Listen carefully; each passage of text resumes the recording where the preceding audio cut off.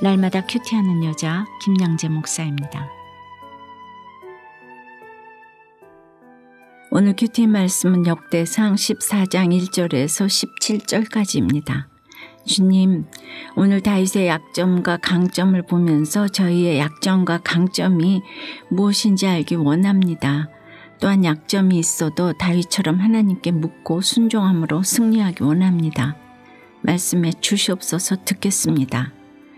어제 13장에서 역대기 기자는 하나님의 언약궤로 인한 진노와 복에 대해 기록하였죠. 그런데 오늘 14장 1절에서는 갑자기 두로왕 히람이 다윗에게 사신들의 백향목과 석수와 목수를 보내서 그의 궁전을 건축하게 했다는 소식을 전합니다. 그런데 2절에 보니 다윗이 여호와께서 자기를 이스라엘의 왕으로 삼으신 줄을 깨달았으니 이는 그의 백성 이스라엘을 위하여 그의 나라가 높이 들림을 받았음을 알미었더라고 해요.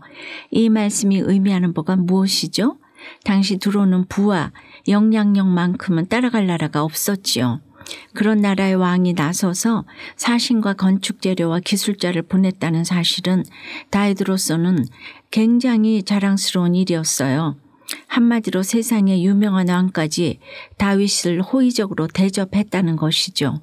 그러니 백성들도 어머 두로왕이 보냈대 하지 않겠습니까? 그러나 다윗은 이방인 두로왕이 자신에게 잘 보이려고 이런 호의를 베푼 것이 아니라 이스라엘 백성을 위하여 그의 나라가 높이 들림을 받았음을 깨달았습니다. 이제는 이렇게 하나님을 너무너무 잘 알고 있는 다윗입니다. 우리도 그렇습니다. 하나님께서 나를 높이셨으면 내가 잘나서가 아니라 하나님의 백성을 위해서 나를 높이셨다는 것을 알아야 해요. 그런데 또 3절과 4절에서는 왜 갑자기 예루살렘에서 낳은 아들들과 딸들의 이름을 쭉 나열하고 있을까요?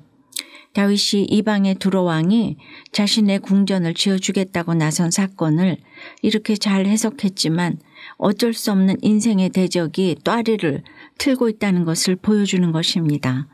3절에 다윗이 예루살렘에서 또 아내들을 맞았다고는 하지만 사무엘하 5장에서는 이 아내들이 처첩들이라고 하지요. 다윗이 만군에 하나님 여호와께서 함께 계셔서 점점 강성해가는 가운데서도 처첩들을 취했다는 것입니다. 그런데 오늘 본문에 이렇게 아내들을 얻으면서 다윗이 한 번도 하나님께 물었다는 이야기는 없습니다. 게다가 헤브론에서는 아내와 아들들 이름이 다 기록이 되었는데 예루살렘에서 취한 아내들은 그 이름이 아예 나오지도 않잖아요. 이만하면 하나님께서도 이 여자들의 이름은 니들이 굳이 알 필요가 없다 하시는 것이죠. 신명기 17장에 아내를 많이 두어서 그의 마음이 미혹되게 하지 말라고 하셨는데 다윗이 이런 미혹에 빠졌던 것입니다. 헤브론에서 예루살렘으로 수도를 옮기는 힘든 적용을 하고 또 지경은 점점 넓어져 가는데 그럼에도 가정중수는 절대로 안 되는 것을 보여줍니다. 그렇지만 여러분, 오늘 이 예루살렘에서 낳은 아들, 딸 중에 불륜녀 밧세바와의 사이에서 난 솔로몬이 왕위 계승권자가 되었다는 것을 우리는 잊지 말아야 합니다. 도덕적으로 보자면 사울에게는 여자 이야기가 하나도 없으니 얼마나 훌륭합니까? 그러나 하나님의 구속사는 이토록 우리의 고정관념을 넘어섭니다. 그러므로 우리도 성경을 도덕적으로 읽지 말고 구속사적으로 읽어야 해요. 바람도 안 피우고 돈도 잘 번다고 그 이로움으로 교회를 안 나가도 됩니까? 행위가 의롭다고 반드시 훌륭한 사람은 아니라는 것을 알아야 합니다. 적용 질문입니다. 점점 강성해 가면서도 여전히 미혹되고 있는 것은 무엇입니까? 절대 남들에게 보이고 싶지 않은 나의 약점은 무엇이죠? 8절에 보니 또 다윗이 기름 부음을 받아 온 이스라엘의 왕이 되었다 함을 블레셋 사람들이 듣고 모든 블레셋 사람들이 다윗을 찾으러 올라왔다고 합니다. 앞서 두로왕처럼 좋은 일로 찾아온 것이 아니라 쳐들어왔다고 해요. 블레셋은 정말 이스라엘에게 영원한 숙제입니다. 당시 사울을 죽게 만들고 이스라엘을 초토화한 블레셋 아닙니까? 그러니 이제 다윗만 물리치면 이스라엘을 송두리째 먹을 수 있게 된 것입니다. 게다가 한때는 블레셋에 들어와 망명을 신청하고 시글락 땅에서 살았던 다윗 아닙니까? 그러니 다윗을 얼마나 우습게 여겼겠습니까? 그러나 10절에 다윗이 내가 블레셋 사람들을 치러 올라가리이까 주께서 그들을 내 손에 넘기시겠나이까 라고 하나님께 물었다고 해요. 그러니 여호와께서도 그에게 올라가라 내가 그들을 내 손에 넘기리라고 하십니다. 다윗이 처첩을 두고 정욕대로 살아도 하나님께 물어보니까 올라가라 내려가라 가르쳐 주신 것입니다. 내 속에 대적이 가득한데도 불구하고 하나님께 물어보니까 가르쳐 주십니다. 그리고 승리하게 하십니다. 그러니 우리도 그래요. 나는 죄가 많아서 안 돼 하시면 안 됩니다. 여호와께 묻는 인생은 반드시 책임져 주십니다. 하나님이 붙들어 주십니다. 여러분은 어떠세요? 영원한 숙제 같은 내 안의 블레셋은 무엇입니까? 탐욕입니까? 시기 질투입니까? 음욕과 미움 두려움입니까? 무엇이 그렇게 나를 괴롭히고 있습니까? 지금 내 생각을 내려놓고 하나님께 기도하며 여쭈어야 할 문제는 무엇입니까? 회사 창업을 위한 입찰에 떨어지게 되어 감사하다는 한 집사님의 큐티인 묵상 간증이에요. 저는 퇴직을 한 후 동정업계에서 프리랜서로 활동하며 창업을 준비했어요. 그러다가 제가 정말 잘할 수 있는 사업을 발견했지요. 저는 절호의 기회라고 생각했어요. 그리고 입찰로 제안 발표를 하고 기다렸지만 떨어지고 말았죠. 경쟁사가 예상보다 낮은 가격으로 입찰했기 때문입니다. 오늘 10절에 다윗이 내가 블레셋 사람들을 치러 올라가리까 하고 하나님께 물었다는 말씀을 보면서 하나님께 묻지 않고 제 욕심과 의지로 모든 일을 행했던 저의 죄가 비로소 보였어요. 주님이 이런 저를 아시고 창업의 때를 뒤로 미루게 하셨구나가 깨달아지니 낭패를 보지 않게 해주신 주님께 오히려 감사했죠. 그동안 저는 주님은 왜 항상 최선의 것이 아니라 차선의 것을 주실까 하며 불평했는데 이번 사건으로 주님이 허락하신 그 차선의 것이 제게 가장 좋은 것임도 깨닫게 되었어요.